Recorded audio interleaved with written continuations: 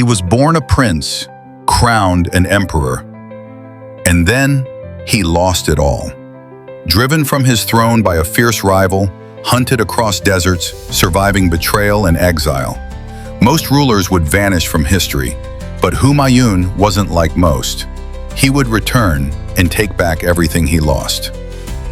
Welcome to Echoes of the Empire, where we bring the forgotten chapters of history to life. Today we explore the incredible story of Nasir-ud-Din Muhammad Humayun, the second Mughal emperor, a man overshadowed by his famous father Babur and his legendary son Akbar, but whose own life was no less heroic. Humayun became emperor in 1530 at just 22 years old. He inherited a fragile empire, recently carved out by his father Babur. India was divided among warlords, Afghan chiefs, and ambitious sultans.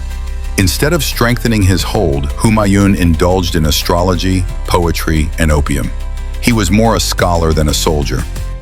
Humayun's greatest rival emerged from the east, Sher Shah Suri, an Afghan general who would prove to be a genius in both war and governance. While Humayun hesitated, Sher Shah advanced. Their first battle at Chauza in 1539 ended in disaster. A year later, at Kanauj, the Mughal army was shattered. With his empire lost, Humayun fled. His journey took him from Sindh to Rajasthan to the harsh deserts of Persia. His own brothers turned against him. For 15 years, Humayun lived in exile, sometimes a guest, often a beggar, but he never gave up. In 1544, Humayun reached the court of Shah Tahmasp of Persia. The Safavid king agreed to help him, on one condition. Humayun had to convert from Sunni to Shia Islam. Desperate, Humayun agreed. With Persian support, he raised an army and began planning his return to India. By 1555, Sher Shah was dead, and his successors were weak. Humayun saw his chance. He marched into Kabul, reclaimed it from his rebellious brother, and then headed for Delhi. Battle after battle, he regained lost ground. After 15 long years, Humayun stood at the gates of his capital once more. In July 1555, Humayun was once again emperor of Hindustan, but this time he returned wiser. He began reorganizing the empire, preparing it for a new golden age. At his side was a young prince, his son Akbar, who watched and learned from his father's triumph and mistakes. But fate can be cruel.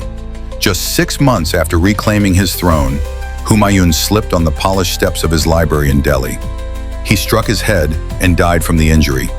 The emperor who had fought so hard to return was gone in an instant. Humayun's death marked the end of a personal saga, but the beginning of an imperial legacy. His son Akbar would go on to become one of the greatest rulers in history, and Humayun was buried in a magnificent tomb in Delhi, the first grand Mughal structure in India and a model for the Taj Mahal. Humayun was not the most brilliant general or the strongest king, but he was something rarer, a man who refused to give up. His story reminds us, failure is not the end. Sometimes it is the path to greatness. Thank you for watching. If you enjoyed this story, like, share, and subscribe for more forgotten tales from history.